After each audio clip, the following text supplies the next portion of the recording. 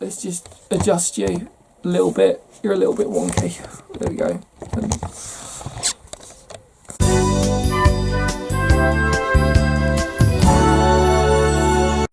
There we go. About right. Okay, cool. Right. Oh, still better. Okay. Still wonky.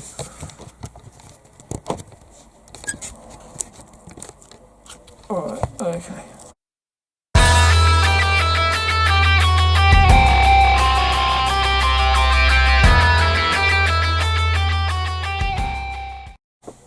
Alright, hey everybody, so welcome to the channel.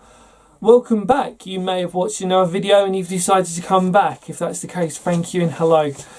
So today I want to talk about something which I am fully qualified in. I might as well be openly admitting of it and talk about openly and freely with you today, and that is obviously mental health and anxiety. More the case of actually living with it, dealing with it, suffering from it. All these words that we use, all part of the language of anxiety, I suppose you could sort of say. So what to say about it really? This is going to be a video where it's going to be one of many videos where we openly, or I openly, should I say, speak about mental health and anxiety and the different impacts that it has. You know, so one video, for example, we're going to talk about, which is people who don't suffer from anxiety and mental health and how they can maybe help out people who do, or how it may relate. And then obviously we're going to talk about other things like, does medication work, tips and tricks to what you can do to maybe help ease your mental health and anxiety. Are there tricks and tips that you can do? All these questions that I'm going to sort of throw out there to you who are watching this, and obviously from my personal experience as well, what did work to a certain degree, what doesn't work. I mean, obviously, like I said, I'm in my mid-30s, I'm still dealing with it. 3 words associated with anxiety: dealing, suffering, and putting up with, and living with. Is that right? Living, dealing, putting up with, and suffering. Yeah, it's the 4. There you go. There's your 4 key words that everybody pretty much uses when they, guaranteed, if you watch a video of somebody who's talking about mental health and depression, that one of those words will come up. And I'm probably going to use all 4 of them today for everyone. So, yeah. As always, this channel is designed so that in the comment section below, you tell us your stories. And as a community of people, what I mean is a community as in the individuals out there who are watching this video, we all stand together, we all bind together, and we hopefully make a change for at least one person, if not a few. So I implore you or encourage you to always spread this video out there. It's not necessarily about how many views it gets, it's about who watches the video specifically. If you literally watch a video like this and it changes your perspective or your mindset on it, then that video is done. If it doesn't, then hopefully it hasn't upset you, and I apologise for that if it has. But however, like I said, the whole idea of these videos is to encourage questions, to sort of see what options there are out there, and most importantly, to not feel like you are alone. Okay, so hopefully I've sort of covered that. So where shall I begin? So today, like I said, I want to talk about me, what I go through, you know, everything else, and you know, like it could be one of them things that, you know, can be quite distressing. And I apologise if you do know me in advance and you didn't know what I was going through and everything else, then I do apologise for that. But I'm going to be as raw and unedited and unfiltered as possible, so that you understand that I am probably, you know, I know what I'm talking about, I suppose is the right way to sort of say it, you know, in terms of I know what it's like. So my first symptoms or my first displays of anxiety were at the age of 10. And I was having severe stress episodes, which meant I was going to the toilet a lot. I wasn't, I'd get really nervous, shaky, I'd sweat a lot, And it wasn't your normal kind of like sweating from exercise kind of thing. It was like proper nervous, like sweating from like the, your brow right down, and you're kind of, oh my God, And I'd sort of get very sweaty legs, you know what I mean? So like my legs would sort of be quite sort of just sweat really. And it'd be kind of one of them things that was always uncomfortable as a child, do you know what I mean? And I didn't really understand it. But the problem was that I was obsessed with the toilet.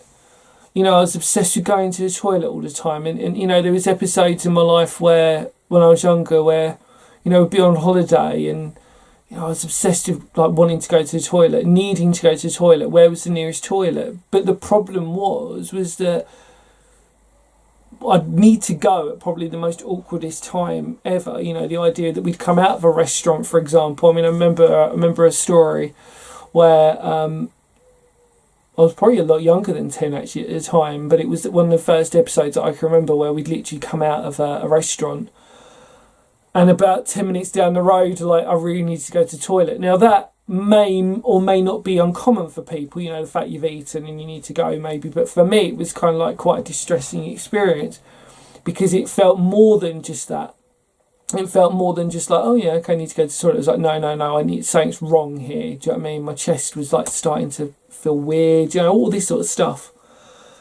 And what's really interesting about it is, in reflection, is that, doctors and people advise obviously to keep fit, to keep healthy and everything else. That's a great way to cure anxiety. And actually it is to a certain degree. However, some of you may or may not have been suffering from a time in which your brain might not have been fully developed enough yet to sort of be aware enough of what was going on. So, it's a really weird sort of situation where, when you're 10, for example, you're not fully aware, you're not mature enough, you're not aware of the world, you're not sort of, you can be as fit as you want. And I used to love football, I used to love sports, but I was still sort of having these sort of stressy episodes.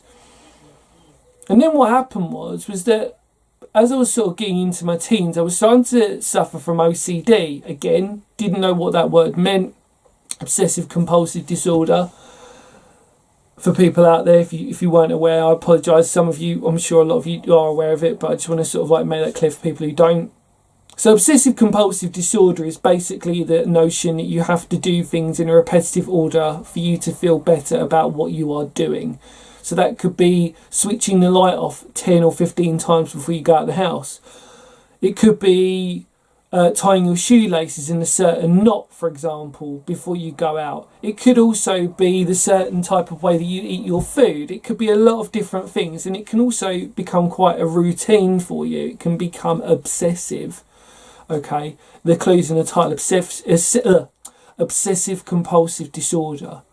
The idea is you repetitively do things just to sort of feel like you're in control. And that's really what it is about. It's about trying to gain some personal control into your life.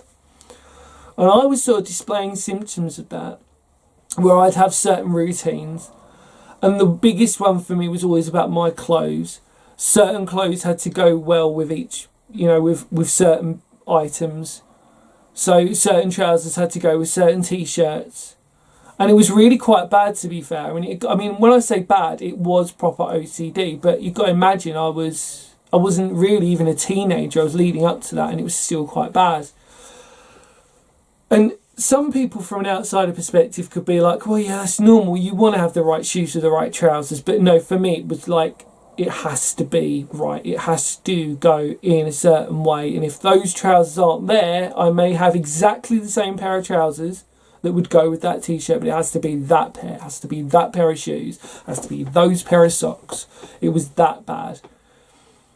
And then what happened was, in my teens, I really got into music, and it was a great form of therapy for a certain point.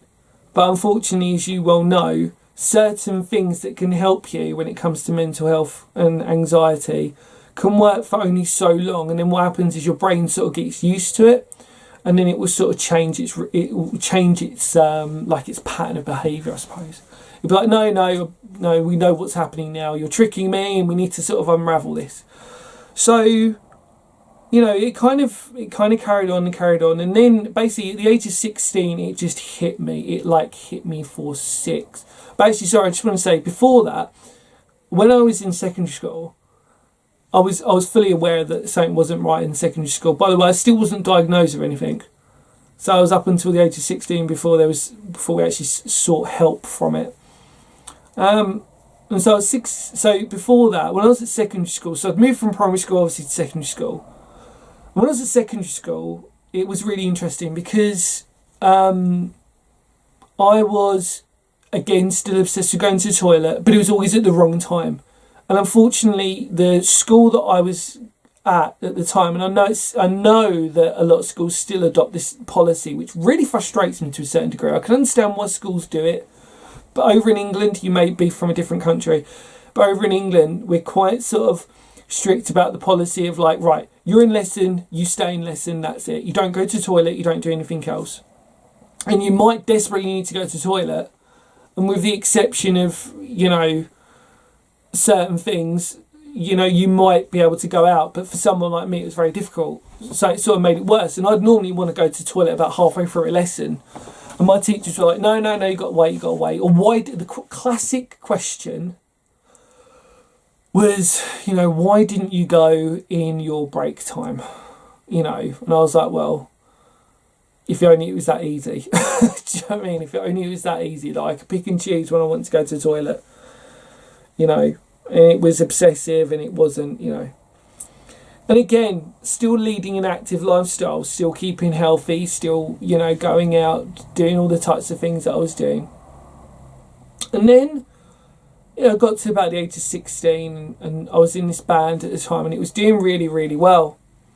And it had a lot of ups and downs in it, as most bands do, unfortunately. But it was the one thing that kept me focused was music.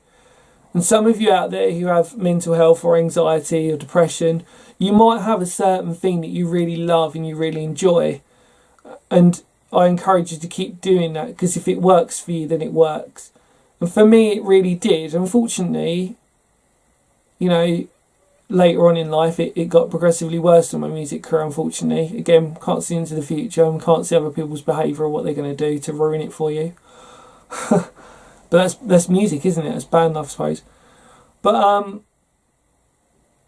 my anxiety and my mental health took a massive plunge. It was almost like I turned 16 and my whole life just went woomph like that. It was like, oh my God, like what the hell is going on?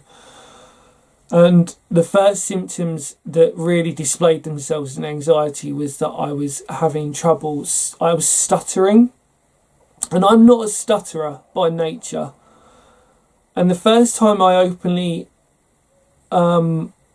was like beyond consolable was I had an interview to go to a college, and I went there, and I literally couldn't before I'd gone in there. I remember my mum was sitting in the car with me, and I just couldn't talk sentences. I couldn't speak sentences. I couldn't structure sentences.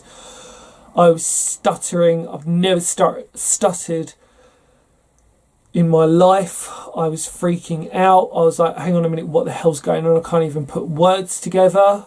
And it was really, really bad. And it was really, And I walked in, I remember it really well. So I walked in, got out of the car, walked in on my own, managed to get through the interview, just about. And I remember they had to audition you, so I was doing music for college, and they had to audition you to like obviously show you could play, and I did like a medley, and it was just, it was traumatic. Like, I managed to get through it, but literally I remember getting in the car, and I was just, it was bad. It was really, really bad. And about a year before, when I turned 15, I'd started displaying signs of severe depression. And you get, now there's depression, there's depression, and then there is severe depression. And severe depression, as you well know, is like, if you had a ladder, you've got depression, which is bad, severe depression, and then the bottom of that rung of that ladder is unfortunately you know, without being graphic, you know, you're not depressed anymore because you're probably not going to be here anymore. And I was sort of on that, I was dangling, and I was 15 years old, and I didn't know why. This was the crazy thing about it. I didn't know why I was like that. But what was really interesting was at this time, a lot of my friends had started suffering from it. And my girlfriend at the time, my first proper girlfriend, she was suffering from it really bad. And I remember seeing her cut her arms openly in front of me. And I was like, wow, okay, what the hell are you doing? And I remember seeing like these cuts on her arms from where the blood was still dripping down. I remember one time we went out together, we're in town, and I felt this sort of trickling down on my hand. I apologise to anybody who's hearing this. I felt it sort of like trickling down on my hand, and she'd recently cut her arm, and when she'd gone into the toilet, she undid her bandage and it had literally pulled the scar open. It just started, and she didn't realise either. It was only because it was like dripping on my hands. I was holding her hand. So that was lovely. And then it just got progressively worse, you know, throughout my life. And it was things like, you know, that obviously you witness, you know, but the weird thing about it was that I couldn't compute any of it. That's an interesting term, isn't it? I couldn't compute any of it. I couldn't put it into words. I couldn't put into words or articulate really what was going on in my head. It just wasn't right. And so, yeah, so I was 16. And, God, this is really hard to talk about. I was 16 and we were in the bands and doing my gig and everything else, and literally I had my first panic attack. And if any of you suffer from panic attacks, like, you know, it's the worst thing that you can ever possibly have in your life. And I mean that. It's like on an instant scale of things that you don't want to have. I think if you have a panic attack, it's probably one of the worst things that you can have. That literally goes from 0 to 100 just like that. You can literally click your finger and it will happen. So my first panic attack, I remember it really, really well. In fact, I remember every single panic attack because it was so traumatic. I might have been a little bit older than 16. I want to sort of say 17, 18 now. So I'm still fast forwarding. So you've got to understand, I'm getting more and more anxious. You know, I'm displaying certain symptoms of like breathlessness, you know, chest pains, you know, fizzy. I feel like my blood's boiling a little bit sometimes inside. My heart's beating sometimes crazy for no reason. I'm going to the toilet like nobody's business. Like, it's just, you know, it's a freaking freak show. And then my first panic attack happened. And it was the worst timing ever, because obviously that's the whole reason of a panic attack, and it was probably it was just beyond anything I could have ever imagined. And funny enough, every other panic attack after that never got any easier, by the way. And if you have panic attacks, you'll understand that as well. So my panic attack, my first one, I was about 17. I want to say I was around 17. Because a lot of it hazes into one these days. Not through old age, but because when you have so many, it just blurs. So I was 17-ish. And we had a gig in London. And I'm from Kent. And we had to catch a train in. And went in there, called the train. Everything was fine. And then I was on the underground. And all of a sudden, I started freaking out. I was like, what's wrong? What the hell is going on with me? I can't breathe. I felt claustrophobic. I felt like really weird. Like, I felt blurry. I felt like, you know, when you have the only way to describe it's like you're having an out of body experience, but it's not a pleasant one, you know. And I literally said to the guys, I was like, I've got to go off this next stop. And we got off out, and I remember this very, very well. We got off at Earls Court. And we got off at Earls Court, which wasn't where we were meant to get off at. We got off at Earls Court. I literally ran to try and find a toilet because something was going to happen. I didn't know what was, where I was going to throw up or out the other end. And I remember going outside and it was snowing. And I remember, and if you come out of Earls Court Underground, Earls Court's right in front of you. And I remember, like, I couldn't breathe. I couldn't breathe. And I was like sort of thing, freaking out. And then I felt really sick, like I was going to throw up. Luckily, I didn't, but I pretty much sort of tried to keep it in as best as possible. And that was my first experience of a panic attack. But the interesting thing was what happened after that. Now, I didn't know what a panic attack was. So I spent about half an hour calming down. The guys were like freaking out because they'd never seen me like it, as you would expect. You know, first time you ever see something like this, what do you expect? So got back on the train, went to play the gig. But before we did, I was like, oh, I better have something. And my drummer gave me some paracetamol. So I'm taking this paracetamol. Okay, right, good. How long have I got to have before I take my next paracetamol? Right, great, okay. So I waited, took another lot. And I technically overdosed on paracetamol. And what happened was we'd finished playing the gig, and because my brain and everything else, I was fighting it. The only way to describe it is like when your body just wants to fight something really badly. But in my way, it was for the wrong reasons. It was basically like something bad's going to happen to you, Dan. If you let this, if you let stuff happen to you, you're just going to literally go. And I remember getting on the bus on the way home. So we'd ordered a coach for all of our fans and everything. And I remember catching it on the way home with them. And I fell asleep, and I must have been out for like a day. Like, I remember like the next time I woke up, I think it must have been about like, I don't even know, like the morning after the morning, because I was just shattered. I was broken. Like I was just like, I'd had it, And at the time, I think the other point of stress was that we'd had a newspaper follow us on our mini tour that we'd had. Now, I know we were catching a train up to London, but that was the one gig where it was necessary for us to catch the train, and then it was cheaper, basically. And we had a newspaper follow us, and I just remember,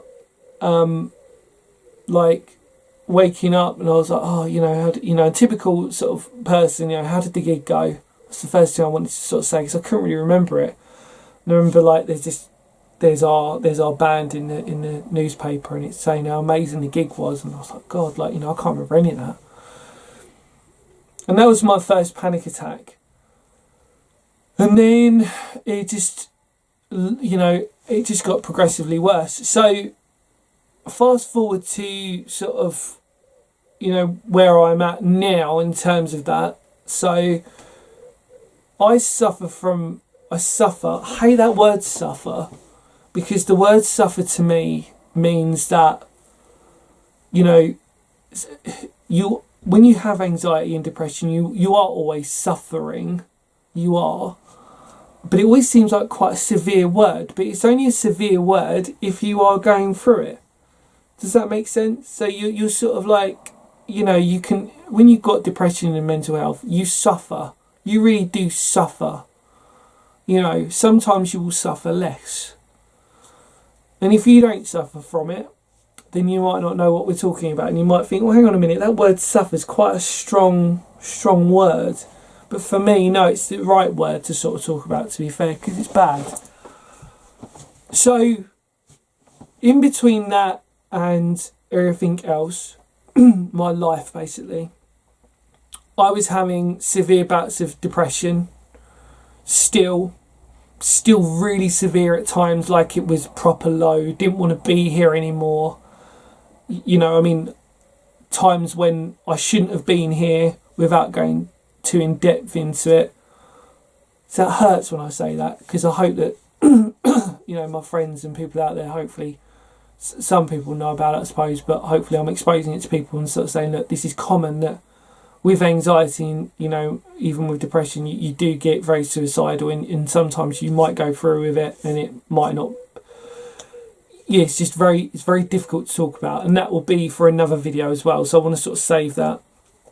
But anxiety and depression are entwined with each other, unfortunately. They are the sort of the sort of pain of, without one, you can't have one without the other. I think with anxiety and depression, they come as a package, really, so you just got to accept it. It's rare that you will find someone with anxiety who doesn't have depression.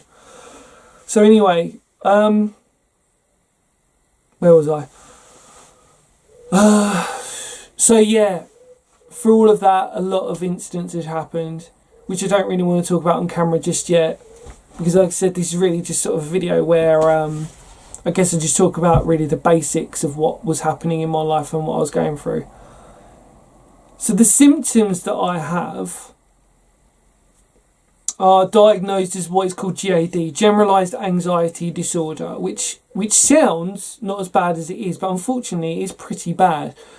It means that you display all of the different types of anxiety.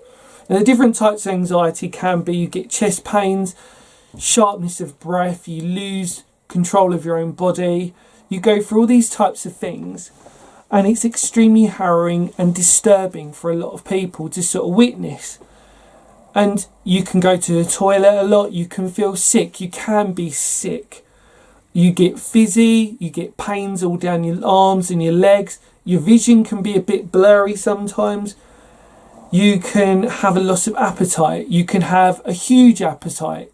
Really, the spectrum is huge. But I've had all of it. Which goes back to something that is even harder to talk about. So stay with me and I'll talk to you about it in a minute.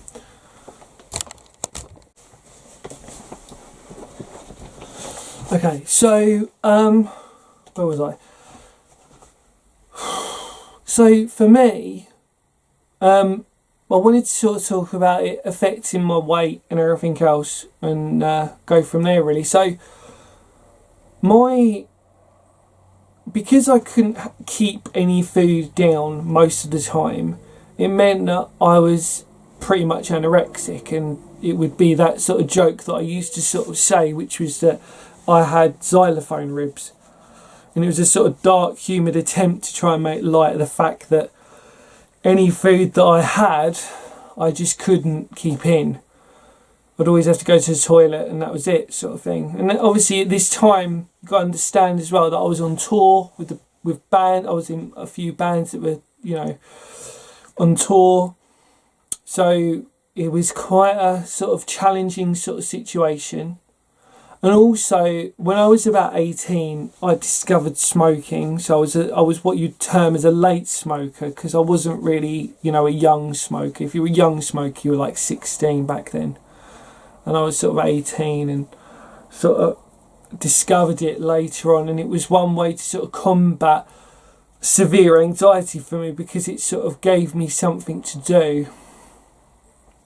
And then really what happened was, I was losing weight at a rapid pace, and even though I was eating, it just wasn't really staying in. So it sort of affected me. And then what happened was, about 6-7 years ago, I started to put on a lot of weight. It sort of went in reverse. I couldn't stop eating and keeping it. So I was overeating for what I was doing. And that was really coinciding with the idea that, I was just getting naturally older. Obviously your body has, your body sort of, it has trouble sort of keeping the weight off unless you do a serious amount of exercise. So for me, it was quite challenging in that respect. Not that I wanted to be skinny by any means, by the way. I mean, I don't, but I didn't want to be overweight either. So for me, it was extremely challenging, and on top of everything else that was going on, it made it really difficult for a lot of my life. But I mean, a few things that really impacted were relationships. So for me, my most difficult thing was being in relationships and for them to understand why I was feeling the way that I was. I was never an aggressive person. In fact, I was never a loud person by nature. It wasn't in my sort of thing. I was quite reserved as a person. I'd be quite funny sometimes. Well, I thought I was funny. But most of the time it was really affecting a lot of things in my life, and relationships are really bad. So even now, the longest relationship that I've ever been in has been over a year. I mean, that's it. I've never been in a long-term relationship ever in my life. And that has got nothing to do with any of my ex-girlfriends. That's actually got to do with the fact that I just couldn't keep them because I was suffering so badly that I would end up pushing them away. And I think that's what anxiety can do. It can push people away because you're so sort of insular in how you feel and how you go about things that it makes it very difficult for other people to be allowed into your life. And I think that was something that's only taken me up until the past couple of years maybe to start focusing on a bit more. So you've got to imagine I'm in my mid-30s and I'm still struggling with all this stuff. So my symptoms that I display these days, although I suffer still from a lot of different forms of anxiety, the most common ones that I have these days are swallowing a lot. So I had this really weird swallowing fit that I sometimes have, which means that I'm just kind of like, hey, and that's really weird sometimes to look at. And then the other one is that I still stutter sometimes, not on a regular basis by any means, but when I'm severely low, when I'm severely bad, which is a sign of when I don't want to talk to people. It's not being rude to them, it's just that I'm having trouble even, vocalising any words if I'm on the phone or meeting them. Which used to prove really traumatic if I was going on a date, for example, because there was times when I'd go on a date and then before I was there, I'd sort of be early because I always wanted to sort of just go to the toilet as usual, just get to the place early. And I'd end up trying to calm myself down. And there was a couple of times when I was stuttering before I'd even got there, and I managed to sort of compose myself. And it was about breathing and trying to sort of focus. And I managed to sort of get through the date just about. And the other thing was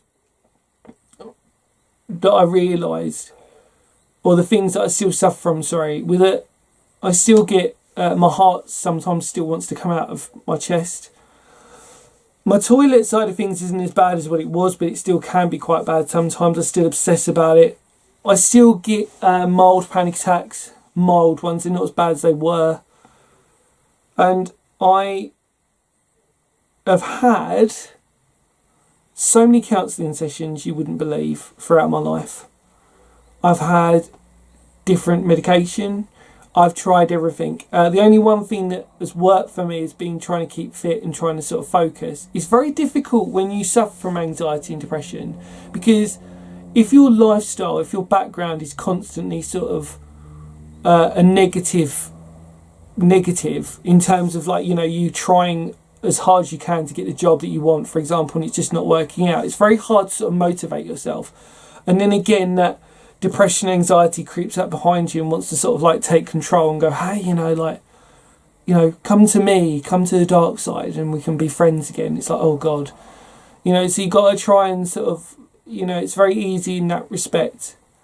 And I think really the reason why my symptoms have declined as much as they have is because I think, as I may have said at the beginning of the video, you become familiar with it more. And so by becoming familiar with your symptoms, you understand what's going to happen to you a bit easier than when it happened before. It's like, I used to say this when I was helping other people out, I used to describe anxiety, if you have it, as being in a storm and you're at sea. So if you're at sea, imagine you're at sea and you are on a ship, and out in the distance, so the sea is calm and it's tranquil and you're like, okay, great, and this is you on a normal non-anxious day, and out in the distance you can see a storm, and that storm would be, for me, like anxiety, and you can see it, you can feel it, and you can sense it, and you know that you can steer that ship as far away as possible, but that storm is always going to catch up with you. So the best thing to do is you just have to go into that storm head on. And what happens is that you know that storm's going to pass, but you realise that within that storm, it's going to be a really traumatic experience. It's going to be bad and you're going to suffer a lot. And anyway, when you come out of that storm, you're going to feel a hell of a lot better, but you know there might be another one coming along. So what you have to do is just go into it, expect it. And with age and experience with your own anxiety in that storm, you know what to prepare for. So the same thing as if you're in a ship and you're seeing a storm. You know, you'd prepare your life rafts. You'd prepare how to steer the ship. Do you know what I'm trying to say? And I think that's really the context of what I'm trying to say, really, in the end of this video, because I want to wrap it up. I don't want to sort of talk too long. Which is that the best advice I can give you is that treat anxiety like a storm in the ocean and you're sailing towards it. You know it's going to hit you. There's no point avoiding it because it's going to happen. So just go through it. And hopefully the next time it happens, you know what to prepare for, you know what to do. And even though it's generalised anxiety disorder and sometimes that storm's going to change, it's about being familiar with it and just trying to adapt to it. Anyway, I'm sorry I've blurted on quite a lot. I'm going to be covering more of this. This is just a basic premise of me and my background of how I've gone through life. Like I said, going from severe depression, mental health, suicide, the whole lot. There will be follow-up videos to this. In fact, actually in the comments below, if you want to find out more, or if you'd like me to sort of do some more videos based on this or any other information you'd like to know, we'll go through it, okay? As always, thumbs up, spread the word, comments below. I apologise for the abrupt ending, however, but for me, I could go on, but we know we're going to sort of carry this on to other videos. So, thank you as always for watching. Take care. You are not alone. And the community that we're going to build is going to help everybody else and everybody involved in that all together. So, living with anxiety, come on everyone. Let's stay positive. Let's ride that storm out, okay? And when it hits and when it keeps coming back, we'll be ready for it every other time, okay? Thank you. Take care, everybody, and I'll see you on the other side. Bye for now.